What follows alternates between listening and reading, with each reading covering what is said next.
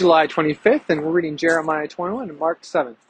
This is a really hard section of Jeremiah. Jeremiah 20 involved him being rejected by the priest and asking God what he was doing.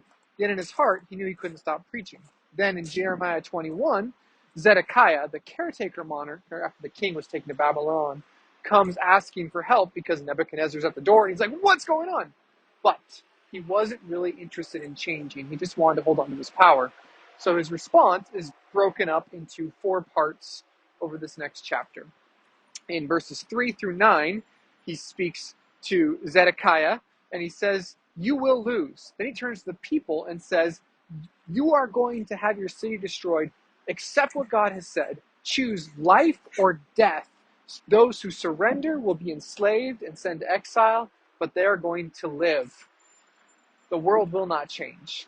But as individuals, still today, we have the choice of what will happen to ourselves. Will we trust the Lord? Then he turns to the royal house, and like so many of God's judgments, there's a way out. If they will just return to justice, to doing what is right, the Mosaic covenant.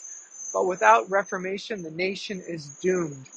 He says in verse 14, I will punish you according to the fruits of your doing. To rebel against God and reject his message leaves one alone in the day of judgment. God will be just, and he will unleash his wrath and righteous judgment, Romans 2:5. So we might ask, how could the leaders do this? How could they get to the point where they're going to get this judgment? And this is exactly what Jesus says in Mark 7. They trusted in the traditions of man rather than the commands of God. And that led them down this path.